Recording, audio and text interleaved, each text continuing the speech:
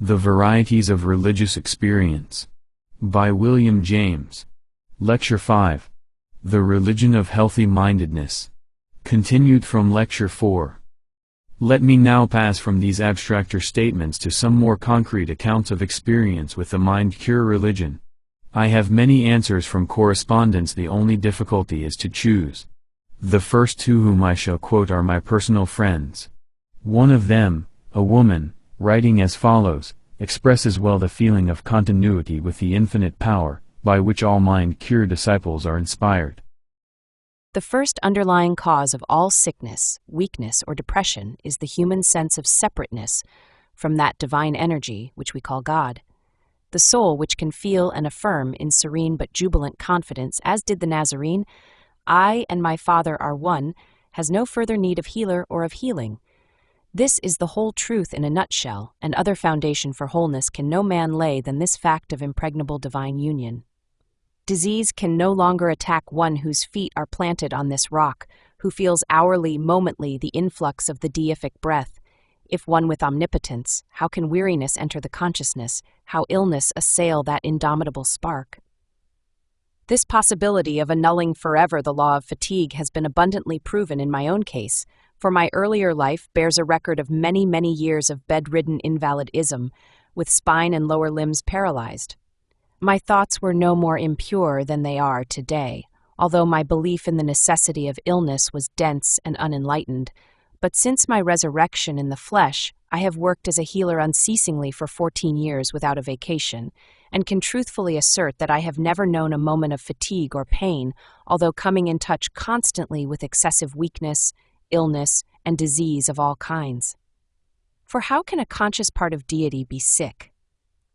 Since greater is he that is with us than all that can strive against us. My second correspondent, also a woman, sends me the following statement. Life seemed difficult to me at one time. I was always breaking down, and had several attacks of what is called nervous prostration, with terrible insomnia, being on the verge of insanity, besides having many other troubles, especially of the digestive organs. I had been sent away from home in charge of doctors, had taken all the narcotics, stopped all work, been fed up, and in fact knew all the doctors within reach. But I never recovered permanently till this new thought took possession of me. I think that the one thing which impressed me most was learning the fact that we must be in absolutely constant relation or mental touch, this word is to me very expressive, with that essence of life which permeates all and which we call God. This is almost unrecognizable unless we live it into ourselves actually, that is, by a constant turning to the very innermost, deepest consciousness of our real selves or of God in us, for illumination from within, just as we turn to the sun for light, warmth, and invigoration without. When you do this consciously, realizing that to turn inward to the light within you is to live in the presence of God or your divine self, you soon discover the unreality of the objects to which you have hitherto been turning and which have engrossed you without. I have come to disregard the meaning of this attitude for bodily health as such, because that comes of itself, as an incidental result, and cannot be found by any special mental act or desire to have it, beyond that general attitude of mind I have referred to above. That which we usually make the object of life, those outer things we are all so wildly seeking, which we so often live and die for, but which then do not give us peace and happiness, they should all come of themselves as accessory, and as the mere outcome or natural result of a far higher life sunk deep in the bosom of the Spirit. This life is the real seeking of the kingdom of God, the desire for His supremacy in our hearts, so that all else comes as that which shall be added unto you as quite incidental and as a surprise to us, perhaps, and yet it is the proof of the reality of the perfect poise in the very center of our being. When I say that we commonly make the object of our life that which we should not work for primarily, I mean many things which the world considers praiseworthy and excellent, such as success in business, fame as author or artist, physician or lawyer, or renown in philanthropic undertakings. Such things should be results, not objects. I would also include pleasures of many kinds which seem harmless and good at the time, and are pursued because many accept them. I mean conventionalities, sociabilities, and fashions in their various development, these being mostly approved by the masses, although they may be unreal, and even unhealthy superfluities. Here is another case, more concrete, also that of a woman. I read you these cases without comment, they express so many varieties of the state of mind we are studying. Details of ill health are given which I omit. I had been a sufferer from my childhood till my 40th year. I had been in Vermont several months hoping for good from the change of air, but steadily growing weaker, when one day during the latter part of October, while resting in the afternoon, I suddenly heard as it were these words, "You will be healed and do a work you never dreamed of." These words were impressed upon my mind with such power I said at once that only God could have put them there. I believed them in spite of myself and of my suffering and weakness, which continued until Christmas, when I returned to Boston. Within 2 days a young friend offered to take me to a mental healer. This was January 7, 1881. The healer said, "There is nothing but mind, we are expressions of the one mind, body is only a mortal belief, as a man thinketh so is he." I could not accept all she said, but I translated all that was there for me in this way: there is nothing but God, I am created by him, and am absolutely dependent upon him, mind is given me to use, and by just so much of it as I will put upon the thought of right action in body, I shall be lifted out of bondage to my ignorance and fear and past experience. That day I commenced accordingly to take a little of every food provided for the family, constantly saying to myself, the power that created the stomach must take care of what I have eaten. By holding these suggestions through the evening I went to bed and fell asleep, saying, I am soul, spirit, just one with God's thought of me, and slept all night without waking. For the first time in several years, the distress turns had usually recurred about 2 o'clock in the night. I felt the next day like an escaped prisoner, and believed I had found the secret that would in time give me perfect health. Within 10 days I was able to eat anything provided for others, and after 2 weeks I began to have my own positive mental suggestions of truth, which were to me like stepping stones. I will note a few of them. They came about 2 weeks apart. First, I am soul, therefore it is well with me. Second, I am soul, therefore I am well. Third, a sort of inner vision of myself as a 4-footed beast with a protuberance on every part of my body where I had suffering, with my own face, begging me to acknowledge it as myself. I resolutely fixed my attention on being well, and refused to even look at my old self in this form. Fourth, again the vision of the beast far in the background, with faint voice. Again refusal to acknowledge. Fifth, once more the vision, but only of my eyes with the longing look, and again the refusal. Then came the conviction, the inner consciousness, that I was perfectly well and always had been, for I was soul, an expression of God's perfect thought. That was to me the perfect and completed separation between what I was and what I appeared to be. I succeeded in never losing sight after this of my real being, by constantly affirming this truth, and by degrees, though it took me 2 years of hard work to get there, I expressed health continuously throughout my whole body. In my subsequent 19 years' experience I have never known this truth to fail when I applied it, though in my ignorance I have often failed to apply it, but through my failures I have learned the simplicity and trustfulness of the little child.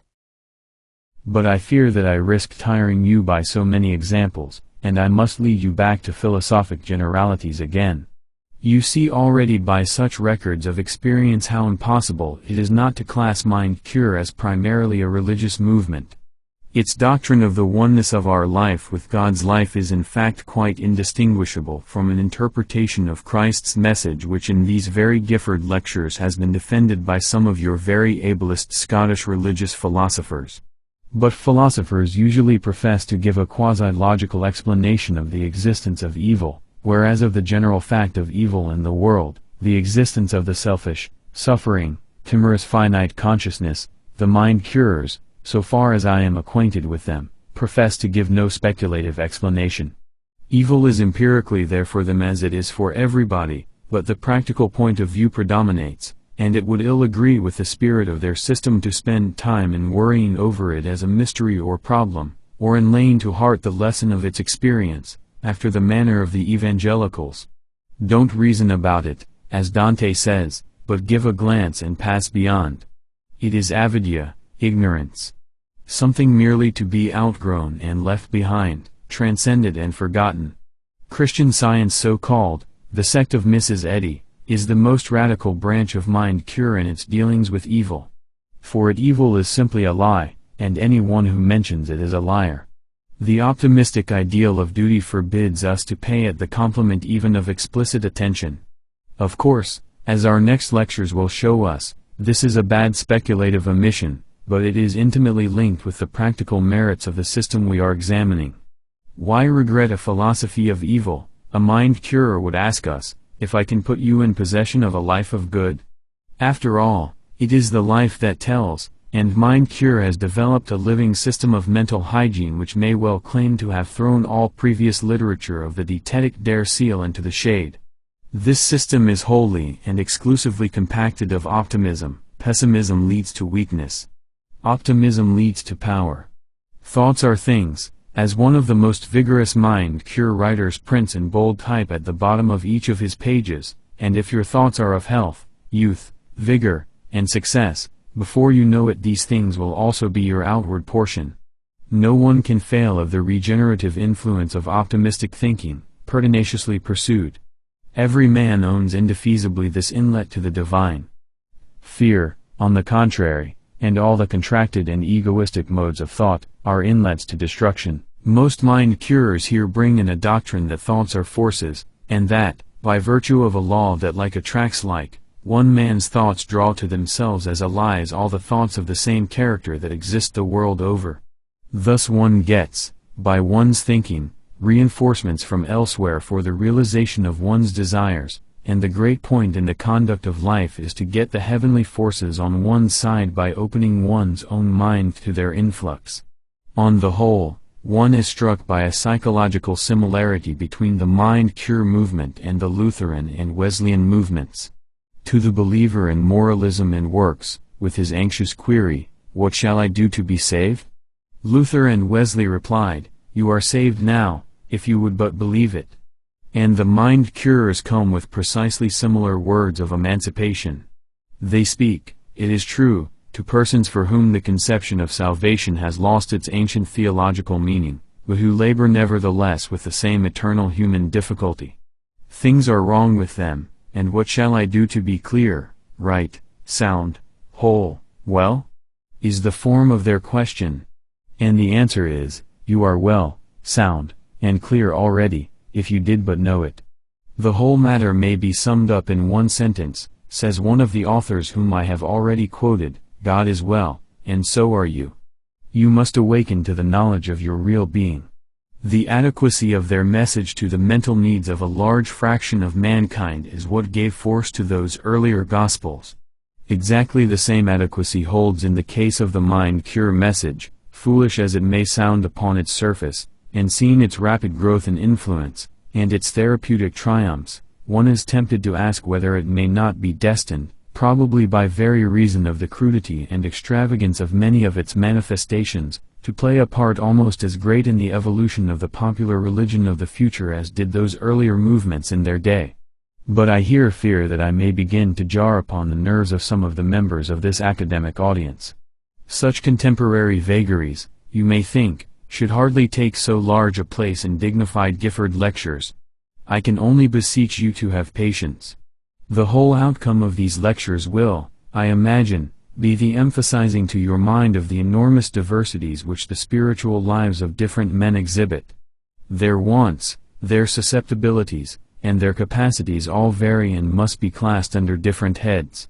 The result is that we have really different types of religious experience, and, seeking in these lectures closer acquaintance with the healthy-minded type, we must take it where we find it in most radical form. The psychology of individual types of character has hardly begun even to be sketched as yet. Our lectures may possibly serve as a crumb-like contribution to the structure. The first thing to bear in mind, especially if we ourselves belong to the cleric academic scientific type, the officially and conventionally correct type, the deadly respectable type, for which to ignore others is a besetting temptation, is that nothing can be more stupid than to bar out phenomena from our notice, merely because we are incapable of taking part in anything like them ourselves. Now the history of Lutheran salvation by faith, of Methodistic conversions, and of what I call the mind cure movement seems to prove the existence of numerous persons in whom at any rate at a certain stage in their development a change of character for the better, so far from being facilitated by the rules laid down by official moralists, will take place all the more successfully if those rules be exactly reversed. Official moralists advise us never to relax our strenuousness. Be vigilant, day and night, they adjure us, hold your passive tendencies in check, shrink from no effort, keep your will like a bow always bent. But the persons I speak of find that all this conscious effort leads to nothing but failure and vexation in their hands, and only makes them twofold more the children of hell they were before. The tense and voluntary attitude becomes in them an impossible fever and torment. Their machinery refuses to run at all when the bearings are made so hot and the belts so tight. Under these circumstances the way to success, as vouched for by innumerable authentic personal narrations, is by an anti-moralistic method, by the surrender of which I spoke in my second lecture. Passivity, not activity, relaxation, not intentness, should be now the rule.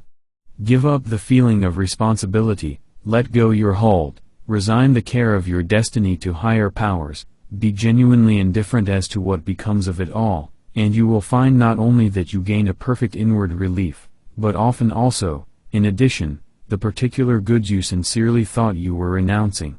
This is the salvation through self-despair, the dying to be truly born, of Lutheran theology, the passage into nothing of which Jacob Behmen writes.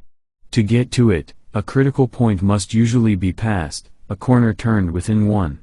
Something must give way, a native hardness must break down and liquefy, and this event, as we shall abundantly see hereafter, is frequently sudden and automatic, and leaves on the subject an impression that he has been wrought on by an external power. Whatever its ultimate significance may prove to be, this is certainly one fundamental form of human experience. Some say that the capacity or incapacity for it is what divides the religious from the merely moralistic character. With those who undergo it in its fullness, no criticism avails to cast doubt on its reality. They know, for they have actually felt the higher powers, in giving up the tension of their personal will. A story which revivalist preachers often tell is that of a man who found himself at night slipping down the side of a precipice. At last he caught a branch which stopped his fall, and remained clinging to it in misery for hours. But finally his fingers had to loose their hold, and with a despairing farewell to life, he let himself drop. He fell just 6 inches. If he had given up the struggle earlier, his agony would have been spared. As the Mother Earth received him, so, the preachers tell us, will the everlasting arms receive us if we confide absolutely in them, and give up the hereditary habit of relying on our personal strength, with its precautions that cannot shelter and safeguards that never save. The mind curers have given the widest scope to this sort of experience. They have demonstrated that a form of regeneration by relaxing, by letting go, psychologically indistinguishable from the Lutheran justification by faith and the Wesleyan acceptance of free grace, is within the reach of persons who have no conviction of sin and care nothing for the Lutheran theology. It is but giving your little private convulsive self a rest, and finding that a greater self is there.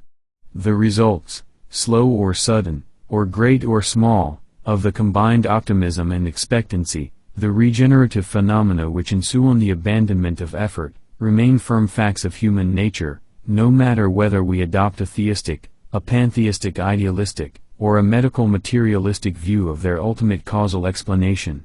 When we take up the phenomena of revivalistic conversion, we shall learn something more about all this. Meanwhile I will say a brief word about the mind curer's methods. They are of course largely suggestive. The suggestive influence of environment plays an enormous part in all spiritual education. But the word suggestion, having acquired official status, is unfortunately already beginning to play in many quarters the part of a wet blanket upon investigation, being used to fend off all inquiry into the varying susceptibilities of individual cases. Suggestion is only another name for the power of ideas, so far as they prove efficacious over belief and conduct. Ideas efficacious over some people prove inefficacious over others. Ideas efficacious at some times and in some human surroundings are not so at other times and elsewhere. The ideas of Christian churches are not efficacious in the therapeutic direction today, whatever they may have been in earlier centuries, And when the whole question is as to why the salt has lost its savor here or gained it there, the mere blank waving of the word suggestion as if it were a banner gives no light. Dr. Goddard, whose candid psychological essay on faith cures ascribes them to nothing but ordinary suggestion, concludes by saying that religion, and by this he seems to mean our popular Christianity, has in it all there is in mental therapeutics, and has it in its best form. Living up to our religious ideas will do anything for us that can be done. And this in spite of the actual fact that the popular Christianity does absolutely nothing, or did nothing until mind cure came to the rescue. An idea, to be suggestive, must come to the individual with the force of a revelation. The mind cure with its gospel of healthy mindedness has come as a revelation to many whose hearts the church Christianity had left hardened. It has let loose their springs of higher life. In what can the originality of any religious movement consist, save in finding a channel, until then sealed up, through which those springs may be set free in some group of human beings? The force of personal faith, enthusiasm, and example, and above all the force of novelty, are always the prime suggestive agency in this kind of success. If mind cure should ever become official, respectable, and entrenched, these elements of suggestive efficacy will be lost. In its acuter stages every religion must be a homeless Arab of the desert. The Church knows this well enough, with its everlasting inner struggle of the acute religion of the few against the chronic religion of the many, indurated into an obstructiveness worse than that which irreligion opposes to the movings of the Spirit. We may pray, says Jonathan Edwards, concerning all those saints that are not lively Christians, that they may either be enlivened, or taken away, if that be true that is often said by some at this day, that these cold dead saints do more hurt than natural men, and lead more souls to hell, and that it would be well for mankind if they were all dead. The next condition of success is the apparent existence, in large numbers, of minds who unite healthy mindedness with readiness for regeneration by letting go. Protestantism has been too pessimistic as regards the natural man, Catholicism has been too legalistic and moralistic, for either the one or the other to appeal in any generous way to the type of character formed of this peculiar mingling of elements. However few of us here present may belong to such a type, it is now evident that it forms a specific moral combination, well represented in the world. Finally, mind cure has made what in our Protestant countries is an unprecedentedly great use of the subconscious life. To their reasoned advice and dogmatic assertion, its founders have added systematic exercise in passive relaxation, concentration, and meditation, and have even invoked something like hypnotic practice. I quote some passages at random. The value, the potency of ideals is the great practical truth on which the New Thought most strongly insists, the development namely from within outward, from small to great. Consequently, one's thought should be centered on the ideal outcome, even though this trust be literally like a step in the dark. To attain the ability thus effectively to direct the mind, the New Thought advises the practice of concentration, or in other words, the attainment of self-control. One is to learn to marshal the tendencies of the mind so that they may be held together as a unit by the chosen ideal. To this end, one should set apart times for silent meditation by one's self, preferably in a room where the surroundings are favorable to spiritual thought. In New Thought terms, this is called entering the silence. The time will come when in the busy office or on the noisy street you can enter into the silence by simply drawing the mantle of your own thoughts about you and realizing that there and everywhere the Spirit of infinite life, love, wisdom, peace, power, and plenty is guiding, keeping, protecting, leading you. This is the spirit of continual prayer. One of the most intuitive men we ever met had a desk at a city office where several other gentlemen were doing business constantly, and often talking loudly. Entirely undisturbed by the many various sounds about him, this self-centered faithful man would, in any moment of perplexity, draw the curtains of privacy so completely about him that he would be as fully enclosed in his own psychic aura, and thereby as effectually removed from all distractions, as though he were alone in some primeval wood. Taking his difficulty with him into the mystic silence in the form of a direct question, to which he expected a certain answer, he would remain utterly passive until the reply came, and never once through many years' experience did he find himself disappointed or misled. Wherein, I should like to know, does this intrinsically differ from the practice of recollection which plays so great a part in Catholic discipline? Otherwise called the practice of the presence of God, and so known among ourselves, as for instance in Jeremy Taylor, it is thus defined by the eminent teacher Alvarez de Paz in his work on contemplation. It is the recollection of God, the thought of God, which in all places and circumstances makes us see Him present, lets us commune respectfully and lovingly with Him, and fills us with desire and affection for Him. Would you escape from every ill? Never lose this recollection of God, neither in prosperity nor in adversity, nor on any occasion whichsoever it be. Invoke not, to excuse yourself from this duty, either the difficulty or the importance of your business, for you can always remember that God sees you, that you are under His eye. If 1,000 times an hour you forget Him, reanimate 1,000 times the recollection. If you cannot practice this exercise continuously, at least make yourself as familiar with it as possible, and, like unto those who in a rigorous winter draw near the fire as often as they can, go as often as you can to that ardent fire which will warm your soul. All the external associations of the Catholic discipline are of course unlike anything in mind-cure thought, but the purely spiritual part of the exercise is identical in both communions, and in both communions those who urge it write with authority, for they have evidently experienced in their own persons that whereof they tell. Compare again some mind-cure utterances. High, healthful, pure thinking can be encouraged, promoted, and strengthened. Its current can be turned upon grand ideals until it forms a habit and wears a channel. By means of such discipline the mental horizon can be flooded with the sunshine of beauty, wholeness, and harmony. To inaugurate pure and lofty thinking may at first seem difficult, even almost mechanical, but perseverance will at length render it easy, then pleasant, and finally delightful. The soul's real world is that which it has built of its thoughts, mental states, and imaginations. If we will, we can turn our backs upon the lower and sensuous plane, and lift ourselves into the realm of the spiritual and real, and there gain a residence. The assumption of states of expectancy and receptivity will attract spiritual sunshine, and it will flow in as naturally as air inclines to a vacuum. Whenever the thought is not occupied with one's daily duty or profession, it should be sent aloft into the spiritual atmosphere. There are quiet leisure moments by day, and wakeful hours at night, when this wholesome and delightful exercise may be engaged in to great advantage. If one who has never made any systematic effort to lift and control the thought forces will, for a single month, earnestly pursue the course here suggested, he will be surprised and delighted at the result, and nothing will induce him to go back to careless, aimless, and superficial thinking. At such favorable seasons the outside world, with all its current of daily events, is barred out, and one goes into the silent sanctuary of the inner temple of soul to commune and aspire. The spiritual hearing becomes delicately sensitive, so that the still, small voice is audible, the tumultuous waves of external sense are hushed, and there is a great calm. The ego gradually becomes conscious that it is face to face with the divine presence, that mighty, healing, loving, fatherly life which is nearer to us than we are to ourselves. There is soul contact with the parent soul, and an influx of life, love, virtue, health, and happiness from the inexhaustible fountain.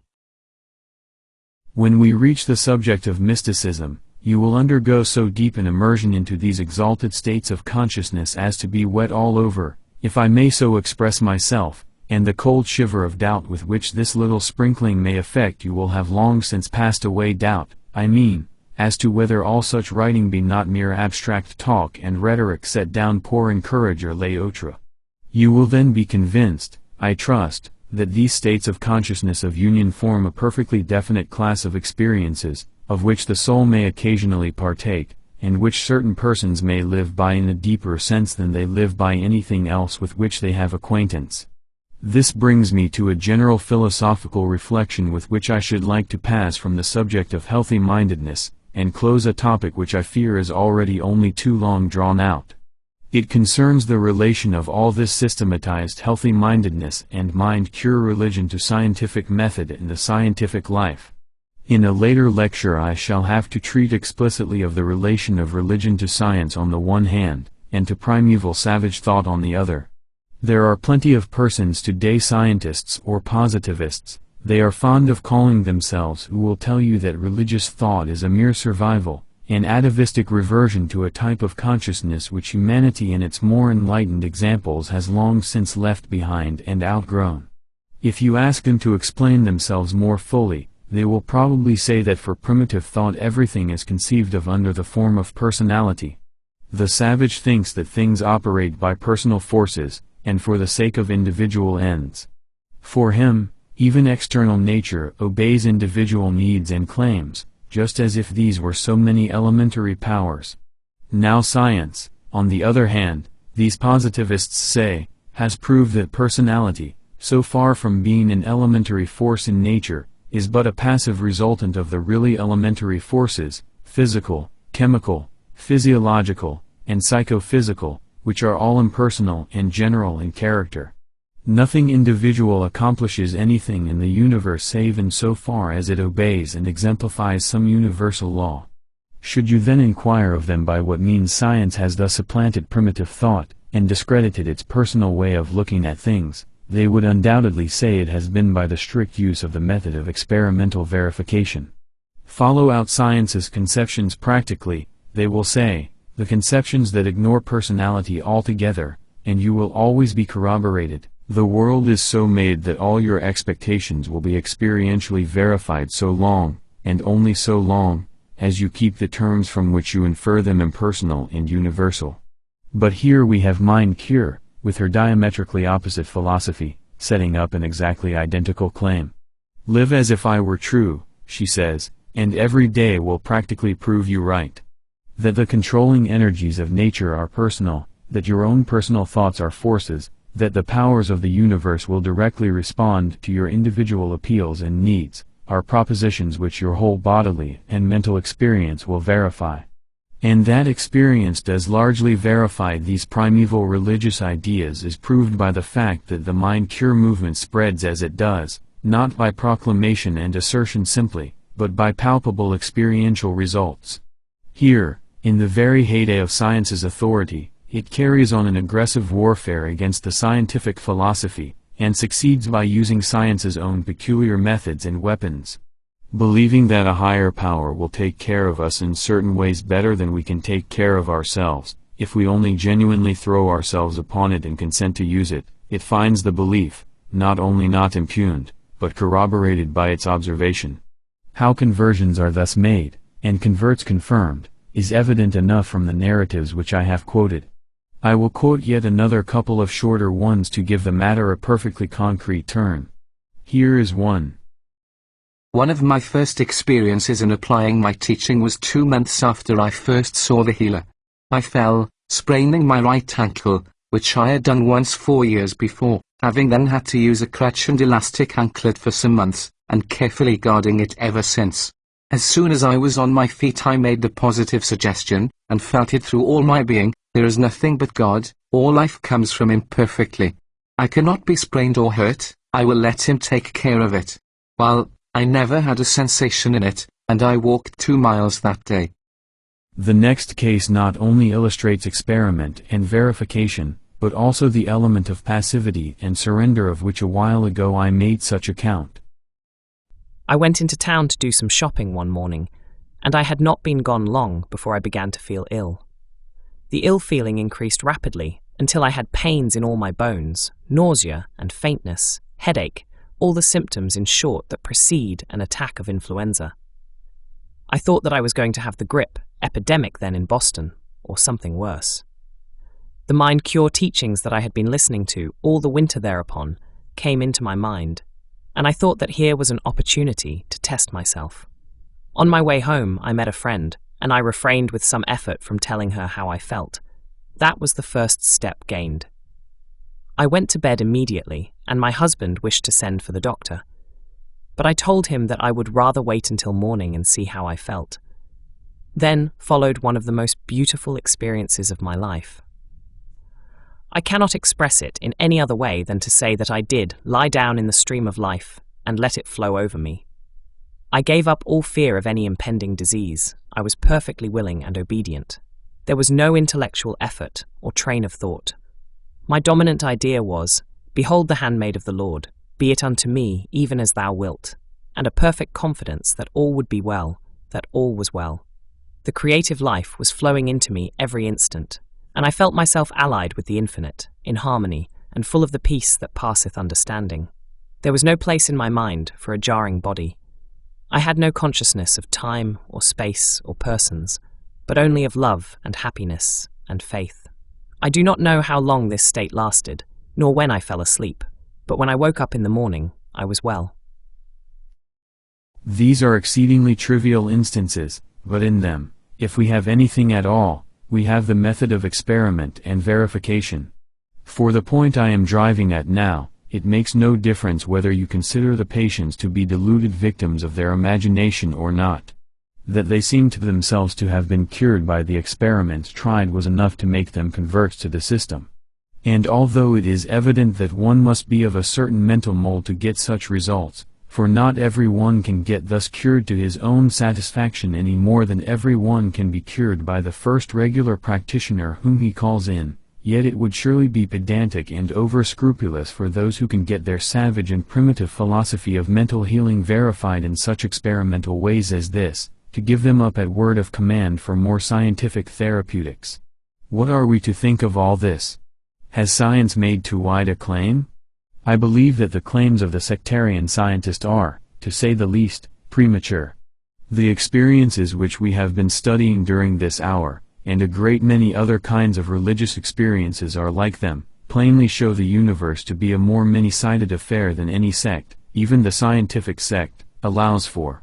What, in the end, are all our verifications but experiences that agree with more or less isolated systems of ideas, conceptual systems, that our minds have framed? But why in the name of common sense need we assume that only one such system of ideas can be true? The obvious outcome of our total experience is that the world can be handled according to many systems of ideas, and is so handled by different men, and will each time give some characteristic kind of profit, for which he cares, to the handler, while at the same time some other kind of profit has to be omitted or postponed. Science gives to all of us telegraphy, electric lighting, and diagnosis, and succeeds in preventing and curing a certain amount of disease. Religion in the shape of mind cure gives to some of us serenity, moral poise, and happiness, and prevents certain forms of disease as well as science does, or even better in a certain class of persons.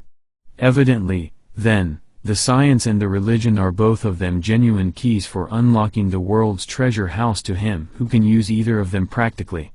Just as evidently neither is exhaustive or exclusive of the other's simultaneous use, and why, after all, may not the world be so complex as to consist of many interpenetrating spheres of reality, which we can thus approach in alternation by using different conceptions and assuming different attitudes, just as mathematicians handle the same numerical and spatial facts by geometry, by analytical geometry, by algebra, by the calculus, or by quaternions, and each time come out right? On this view religion and science, each verified in its own way from hour to hour and from life to life, would be co-eternal. Primitive thought, with its belief in individualized personal forces, seems at any rate as far as ever from being driven by science from the field today. Numbers of educated people still find it the directest experimental channel by which to carry on their intercourse with reality. The case of mind cure lay so ready to my hand that I could not resist the temptation of using it to bring these last truths home to your attention, but I must content myself today with this very brief indication. In a later lecture the relations of religion both to science and to primitive thought will have to receive much more explicit attention.